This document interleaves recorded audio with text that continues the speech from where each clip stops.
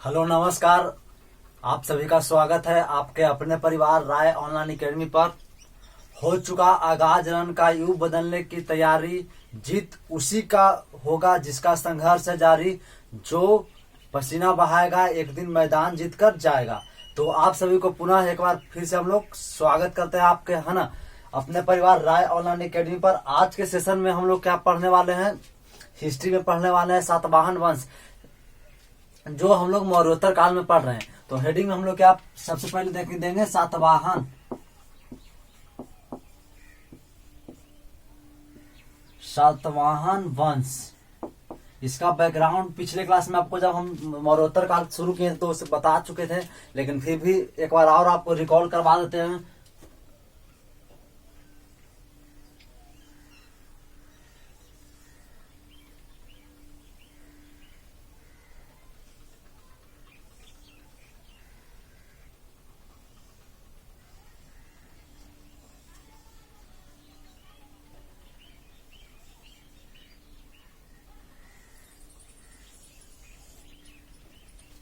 तो आपको जब मौर्योत्तर काल शुरू किया तो आपको बताए थे कि इधर दक्षिण के क्षेत्र में, भारत के दक्षिण में किस वंश का, जब मौर्य काल का समाप्त हुआ तो मौर्य वंश का समाप्त के बाद तो इधर सातवाहन वंश का उदय हुआ।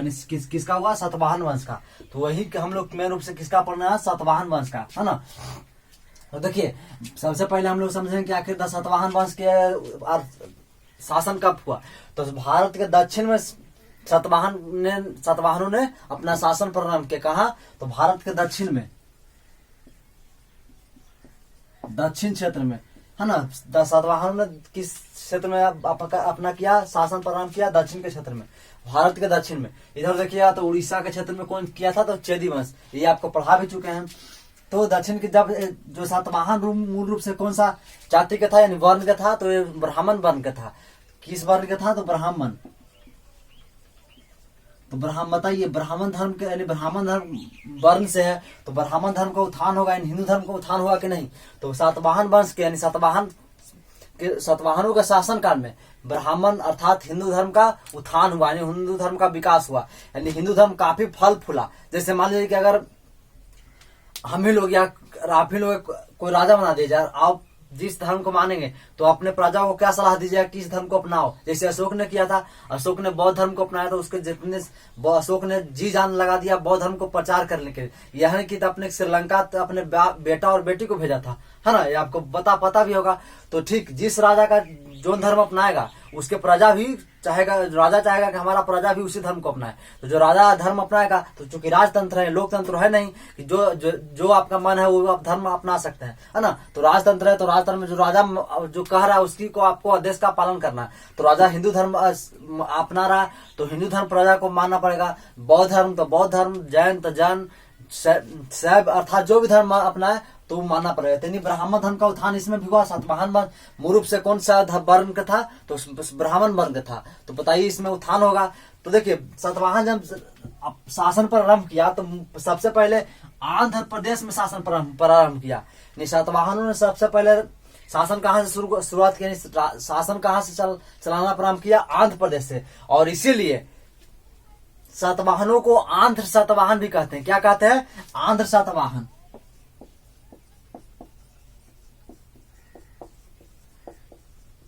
यह भी प्रश्न आएगा कि आंध्र सातवाहन किसे कहते हैं? तो चूंकि सबसे पहले सातवाहनों ने शासन कहाँ शुरू किया था? तो आंध्र प्रदेश में। इसीलिए सातवाहनों को आंध्र सातवाहन कहते हैं। और सबसे पहले जब सातवाहनों ने, सातवाहन वंश के राजा ने सिमुक जो संस्थापक, वो हम लोग इसके बाद तुरंत अभी देखेंगे। तो सबसे पहले जहां आंध्र प्रदेश की अमरावती में राजधानी बनाया, यानी प्रारंभिक राजधानी कहाँ बनाया? तो अमरावती में। कहाँ राजधानी बनाया? तो अमरावती में, है ना। ये हो गया। उसके बाद जब आंध्र प्रदेश के बाद देखा कि क्षेत्र, इधर के क्षेत्र में कौन शासन कर रहा था? तो शक साम्राज्य, यानी शक राजा, यानी शक वंश की जो विदेशी शासक था, यानी महाराष्ट्र के क्षेत्र में शक साम्राज्य का विस्तार था। तो वो शक राजा ने ही इसको मारकर भगा दिया। और कहाँ जाकर भाग गया? यानी शक राजा यहाँ आकर बस गया। तो बताइए आप, जो सातवाहनों का मूल साम्राज्य कहाँ से कहाँ तक विस्तार हो गया? यानी समझिएगा कि सातवाहनों ने आंध्र प्रदेश से किसको जीता? तो महाराष्ट्र को जीतकर यानी आक्रमण कर जीतकर अपने साम्राज्य को विस्तार किया और अपनी राजधानी फिर यहीं बनाया। औरंगाबाद के प्रतिष्ठान में, कहा राजधानी बनाया? तो प्रतिष्ठान, ये कहाँ में पड़ता है? तो महाराष्ट्र के औरंगाबाद जिला में पड़ता है। औरंगाबाद है ना, ये महाराष्ट्र के औरंगाबाद जिला में पड़ता है। ये ध्यान रखिए, बिहार का औरंगाबाद नहीं, ये महाराष्ट्र का भी एक औरंगाबाद जिला है। तो ये हो गया सच बताइए, ये आपका मूल रूप से बेसिक था जिसको सातवाहनों के बारे में हम लोग को पढ़ना था। अब हम लोग मेरे से जो राजा बना, कितने राजा बना उसको हम लोग देखेंगे। तो सबसे पहले हम लोग क्या देखेंगे? सीमुक है ना। सीमुक के बारे में ज्यादा नहीं, हम लोग ज्यादा इंपॉर्टेंट नहीं है ना। जो अच्छा काम करेगा उसी को हम लोग जानना है। तो सीमुक ने 2 चीज किया। पहला किया, सातवाहन वंश के संस्थापक है। क्या है? संस्थापक। ये सातवाहन वंश के संस्थापक कौन है? सीमुक है ना, सीमुक संस्थापक है। और सीमुक नहीं, कर्ण वंश के अंतिम राजा कौन? सुशर्मा की हत्या किया। बताइए, सीमुक का दो चीज काफी इंपॉर्टेंट है। पहला कि सातवाहन वंश का संस्थापक है, दूसरा इसने कर्ण वंश के अंतिम राजा को मारा यानी कि हत्या किया। किसका? सुशर्मा का। ये हो गया आपका। उसके बाद अगला राजा बनेगा, यानी कि इसके बाद का अगला राजा बनेगा कौन? सातकर्णी प्रथम। इसके बाद राजा कौन बनेगा? सीमुक के बाद राजा कौन बनेगा? इसमें भी 2 हम लोग जीएस इंपॉर्टेंट काफी है। सातकर्णी प्रथम जब राजा बना तो इसने चेदी वंश के, जो यहाँ चेदी वंश था, चेदी वंश का राजा खारवेल से युद्ध किया। क्या किया? खारवेल से युद्ध किया। चेदी वंश का राजा खारवेल से युद्ध किया। और खारवेल से युद्ध करने के बाद है ना, उसके बाद अश्वमेध यज्ञ किया। क्या किया? अश्वमेध। ये इंपॉर्टेंट है, यानी कि सातकर्णी प्रथम में भी 2 जीएस से आपका काफी इंपॉर्टेंट। पहला कि सातकर्णी प्रथम ने खारवेल चेदी वंश के राजा जो कहा उड़ीसा के क्षेत्र में अपने साम्राज्य को विस्तार किया था, तो इसने भी खारवेल से युद्ध किया। उसके बाद अश्वमेध यज्ञ इसने किया। सातवाहन प्रश्न आया कि सातवाहन वंश में के किस राजा ने अश्वमेध यज्ञ किया? तो कौन किया? सातकर्णी प्रथम। उसके बाद अगला राजा कौन बनेगा? तो अगला राजा बनेगा हाल में भी हम लोग 2-3 जीएस देखेंगे। 2 है, ये भी काफी इंपॉर्टेंट है। तो सबसे पहले सातवाहन वंश का प्रथम विद्वान राजा है, यानी विद्वान शासक है। इसके पहले जो राजा है ना, ये विद्वान राजा है। तो ये पहले हाल क्या है? तो एक विद्वान राजा है, विद्वान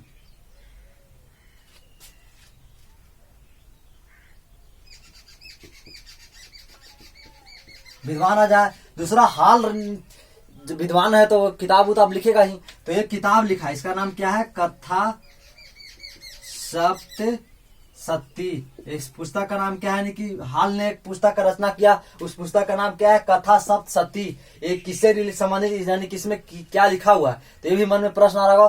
तो इसमें कुछ नहीं, इसने अपने शासन काल में जो भी काम किया है, यानी सामाजिक जीवन, लोक कल्याण के जीवनों को इसमें वर्णन किया है, यानी चित्रण किया, यानी लोक या समाज कल्याण को इसमें चित्रण किया गया है। तो ये आपका हाल भी कंप्लीट हो गया। इसके बाद अगला राजा बनेगा कौन? 3 हो गया। इसके बाद अगला राजा बनेगा गौतमी पुत्र सातकर्णी। इसके बाद राजा कौन बनेगा? गौतमी पुत्र सातकर्णी। ये भी काफी इंपोर्टेंट। देखिए, अभी तक जितने हमने राजा देखे हैं, इसका नाम है सीमुक, इसमें पुरुष है। सातकर्णी ये भी पुरुष है, और हाल भी एक पुरुष है। लेकिन सातवाहन वंश का पहला राजा कौन है? जिसके नाम के पहले स्त्री का नाम है। देखिए, गौतमी मतलब स्त्री का नाम है, गौतमी पुत्र सातकर्णी। समझिएगा, यानी कि किसका बेटा है? तो गौतमी का बेटा है कौन? सातकर्णी। यानी अपने माता का भी नाम अपने नाम के आगे लगाया है। तो इसे देखने में नहीं आपको लग रहा कि ये मातृसत्तात्मक जैसा लग रहा, यानी समाज कैसा लग रहा? मातृसत्तात्मक लग रहा कि नहीं लग रहा? यानी माता ही, जैसे हम लोग हड़प्पा काल में पढ़े थे तो समाज कैसा था? मातृसत्तात्मक। तो ठीक उसमें ज्यादातर मूर्तियां मिली थी अनेक स्त्री का, है ना, देवी का ही मिला। इसलिए उसने हम लोगों ने क्या समझा कि समाज कैसा था? तो मातृसत्तात्मक था। तो ठीक उसी प्रकार इसने भी अपने नाम के पहले स्त्री का प्रयोग किया, मतलब अपने माता का प्रयोग किया नाम का। तो इसे नहीं देखने में लग रहा है कि सातकर्णी, यानी कि इसका सातवाहन वंश का साम्राज्य का समाज कैसा था? तो स्त्री, है ना, मैंने स्त्री सत्तात्मक था। लेकिन ऐसा आपको देखने में लग रहा है, लेकिन ऐसा था नहीं। देखिए, राजा कौन है? राजा है पुरुष। तो इसको हम लोग क्या कहेंगे? पुरुष सत्तात्मक, यानी जिसका जो प्रधान है उसी को हम लोग, समाज है उसी को ज्यादा मान्यता देता है। नाम क्या है? केवल लगाया है स्त्री, इसलिए देखने में आपको लग रहा है कि समाज कैसा है, तो स्त्री यानी कि पितृ सतात्मक नहीं, स्त्री सतात्मक है, मातृ सतात्मक है, लेकिन ये रियल रूप में है नहीं, रियल रूप में पितृ सतात्मक है, ध्यान रखिएगा। यानी इसके नाम के पहले क्या है, तो माता, यानी सातवाहन वंश का प्रथम राजा जिसने यानी जिसने अपने नाम के पहले अपने माता का नाम को लिखवाया यानी प्रयोग किया, ये हो गया सातवाहन। इसमें भी हम लोग 2-3 चीज देखेंगे, ये काफी इंपॉर्टेंट है। सातवाहन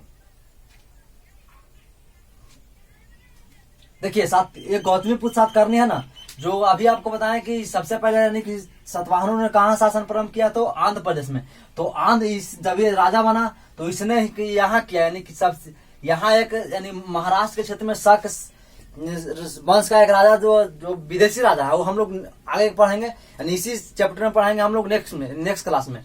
तो सातवाहन वंश का एक राजा था कौन,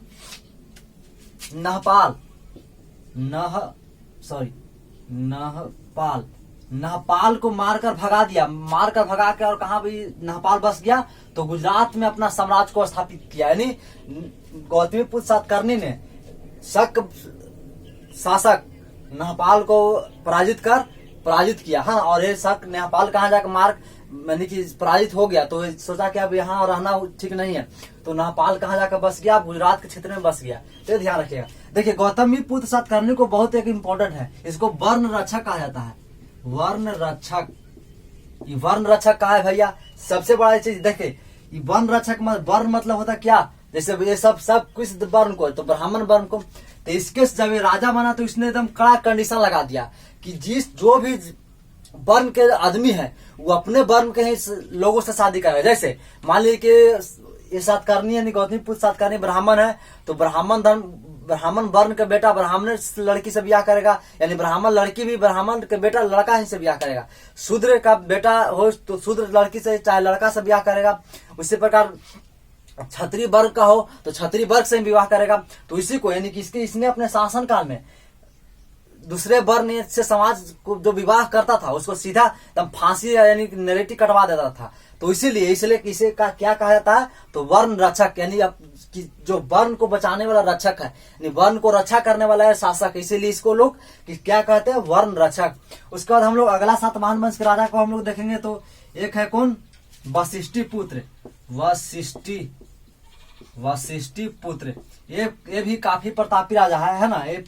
इसमें कोई अच्छा काम नहीं किया, केवल है ना, तो इसमें हम लोग ज्यादा कुछ नहीं पढ़ेंगे। उसके बाद अंतिम राजा कौन है इसका अंतिम राजा, तो यज्ञश्री सातकर्णी, यज्ञश्री सातकर्णी ये अंतिम राजा है, यानी सातवाहन वंश का अंतिम राजा कौन है, यज्ञश्री सातकर्णी। ये भी काफी प्रतापी राजा है। तो ये आपका कुल राजा जितना है हम लोग ने समझ लिया। कई बार प्रश्न आएगा, देखिए 2-3 चीज और आपको बहुत इंपॉर्टेंट यहां से आता है सातवाहन वंश से। सातवाहनों ने सबसे पहले शीशा और पोटीन का सिक्का चलाया। 14 सातवाहनों ने सबसे पहले प्रश्न आएगा, शीशा का सिक्का सबसे पहले किसने चलाया, तो सातवाहनों ने। और पोटीन यानी सातवाहनों ने शीशा और पोटीन का सिक्का चलाया। पोटीन क्या है, तो उजला रंग, जैसे लोग आज भी देहात में जैसे उजला रंग हम लोग देखते ना, है ना, उजला रंग को ही हम लोग क्या कहते हैं, पोटीन कहते हैं। उजला रंग देखने के लिए जैसा लगेगा उसी को पोटीन कहते हैं। तो सातवाहनों ने सबसे पहले सिक्का और पोटीन का सिक्का चलाया। दूसरा, इसने भूमि अनुदान शुरू किया, भूमि अनुदान, यानी सातवाहनों ने सबसे पहले भूमि को दान देना शुरू किया। सातवाहनों ने जब राजा बना, सातवाहन वंश का साम्राज्य का स्थापित हुआ, तो सातवाहनों ने सबसे पहले, इसके पहले कोई भूमि को यानी अपने भूमि को दान नहीं देता था। देखिए दान कैसा होता था, जैसे मान लीजिए कि आपके पास एक जमीन है और यहाँ भी आपके पास एक जमीन है, तो इस जमीन पे मान लीजिए खूब फसल हो रहा है, खूब ये जमीन क्या है, उपजाऊ है, और इस क्षेत्र में काफी वन है, जंगल और झाड़ी बस गया, यानी यहाँ खेती आप नहीं करते हैं, तो आप क्या सोचेगा कि जमीन ऐसी तो बेकार में है, तो इसी क्या आप सोचेगा कि जो गरीब है उसको दान में दे देते हैं, है ना। तो यही सबसे पहले सातवाहनों ने सोचा कि जो जमीन खाली पड़ा है, यानी कि जो हमारा उपयोग नहीं हो रहा, ये जमीन हम किसको दे देंगे, तो ब्राह्मणों को दे देंगे, और ब्राह्मण का दान दे देता है। यानी सबसे पहले सातवाहनों ने ब्राह्मणों को अनुदान यानी भूमि अनुदान यानी दान में देना प्रारंभ किया। भूमि अनुदान शुरुआत में तो ठीक लगा लो राजा को, लेकिन बाद में जब गुप्त का साम्राज्य यानी गुप्त वंश का शासन आएगा तो यही काफी एकदम हानिकारक साबित होगा। कैसा होगा, देखिए जैसे मान लीजिए कि ये भी आपका जमीन था और ये भी आपका जमीन था, तो मान लीजिए कि आपको बटैया लगाना है अपने जमीन को, तो आप क्या लगाते हैं, जो भी आप जिसको भी बटैया आप दीजिएगा, तो जो भी आपका जो लेने वाला मजदूर यानी किसान होगा, तो आपका ही बात मानेगा, और ये भी मान लीजिए कि तो ये भी मानेगा। तो लेकिन जब था ना, तो ये आपका हो गया, तो ये आपका पावर अच्छा है, यानी कि जब सभी जमीन आपके पास है तो पावर आपका, यानी कि जो किसान लेगा तो आप ही से पूछने आएगा कि इसमें क्या मतलब इसमें हम ये आपका जमीन है तो आप ही से पूछेगा। तो मान लीजिए कि आप दान में दे दिए, तो क्या इस जमीन पर किसका अधिकार होगा, जिसको आप दान में दिए हैं, यानी जिस व्यक्ति को आप दान में दिए हैं तो उसका भी हो गया। तो बताइए इस पर आपका अधिकार है, तो अधिकार नहीं है, तो बताइए आपका अपने आपका अधिकार बढ़ा या घटा, तो घटा, जाहिर सी बात है घटा, क्योंकि आप जब आप सोचे कि हम इस जमीन पर हम अपने अधिकार, यानी जो व्यक्ति को हम कहें कि हम उसको जमीन देंगे खेती करने के लिए, बटैया देंगे, तो होने वाला है नहीं। तो ठीक उसी प्रकार भूमि अनुदान देने से के आगे चलकर काफी हानिकारक साबित होगा, है ना। तो ये सातवाहनों ने 2 चीज काफी इंपोर्टेंट सेक्शन है, पहला सीसा और प्रोटीन का सिक्का चलवाया, दूसरा भूमि अनुदान शुरू किया। क्या किया, भूमि अनुदान, ये आपका इम्पोर्टेंट है। तो यही है सातवाहन वंश का, हम लोगों ने पढ़ लिया, तो यहाँ तक कंप्लीट हो गया। अगर यहाँ तक भी डाउट होगा तो कमेंट में जरूर बताइएगा, है ना। तो नेक्स्ट क्लास में हम लोग भी, चाहे अभी भी आप लाइव सेशन बच रहा टाइम, तो अभी भी डिस्कशन हम लोग कर लेंगे। तो चलिए हम लोग इसको हेडिंग में लिखिए, सातवाहन वंश।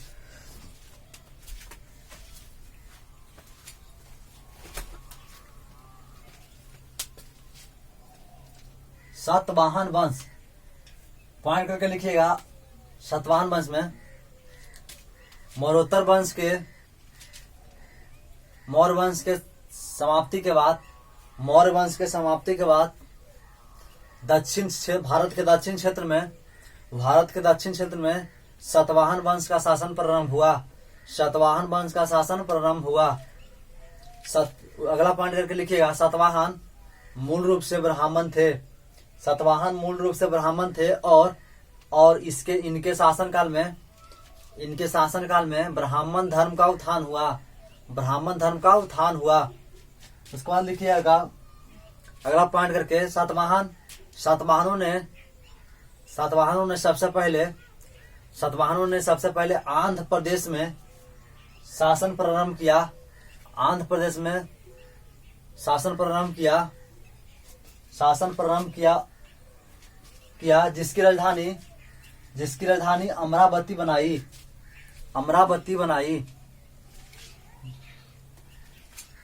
उसके बाद लिखिएगा अगला पॉइंट करके लिखिए, सातवाहनों ने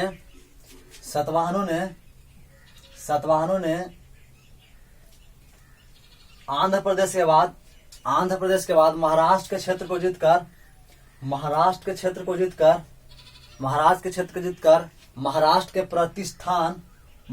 के प्रतिष्ठान जो अभी वर्तमान में कौन सा जिला है, तो औरंगाबाद जिला है। तो महाराष्ट्र के प्रतिष्ठान में अपनी राजधानी स्थापित की। ये हो गया। उसके बाद हेडिंग में लिखिए पहला सिमुक, इसमें डैश देके लिखिएगा। सातवाहन वंश का संस्थापक सिमुक था। उसके बाद अगला पॉइंट करके लिखिए, सिमुक ने कण्व वंश के अंतिम राजा सुशर्मा की हत्या की। ये हो गया। उसके बाद दूसरा हो गया, लिखिए सातकर्णी प्रथम। इसमें पॉइंट करके लिखिएगा, सातकर्णी प्रथम ने चेदी वंश के राजा खारवेल से युद्ध किया और इसने अश्वमेध याग किया। इसके बाद अगला लिखिएगा हाल। लिखिए यह एक पॉइंट करके, यह एक विद्वान शासक था इसने कथा नहीं, गाथा हो गया, गाथा सप्तशती पुस्तक नामक पुस्तक की रचना की। उसके बाद अगला लिखिएगा गौतमीपुत्र सातकर्णी, अगला राजा का नाम गौतमीपुत्र सातकर्णी। इसमें पॉइंट करके लिखिएगा, सातवाहन वंश का पहला राजा जिसके नाम के पहले उसकी माता का नाम उल्लेख मिलता है। उसके बाद लिखिए अगला पॉइंट करके गौतमी पुत्र सातकर्णी ने शक शासक नहपाल को महाराष्ट्र से भगाया। उसके बाद अगला लिखिएगा पॉइंट करके, इसे वर्ण रक्षक कहते हैं। उसके बाद लिखिएगा अगला हेडिंग, वशिष्ठी पुत्र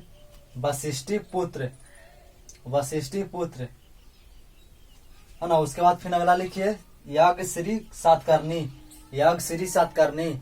इसमें लिखिएगा यागश्री सातकर्णी में यह सतवाहन वंश का अंतिम प्रतापी राजा था। उसके बाद ये हो गया। उसके बाद अगला पॉइंट करके लिखिएगा और इसमें स्टार मार लीजिएगा। सतवाहनों ने सर्वप्रथम सीसा और पोटीन का सिक्का चलाया। उसके बाद अगला पॉइंट करके लिखिएगा, सतवाहनों ने सर्वप्रथम भूमि अनुदान देना प्रारंभ किया और भूमि ब्राह्मणों को दान में दिया जाता था। तो ये आपका सतवाहन वंश कंप्लीट हो गया। नेक्स्ट क्लास में हम लोग विदेशी शासक को हम लोग पढ़ेंगे। तो अगर क्लास अच्छा लगा तो प्लीज वीडियो को अधिक से अधिक शेयर कीजिएगा। नया स्टूडेंट तो चैनल को सब्सक्राइब कीजिएगा। फिर मिलेंगे हम लोग नए क्लास और नए टॉपिक के साथ। तब तक के लिए जय हिंद।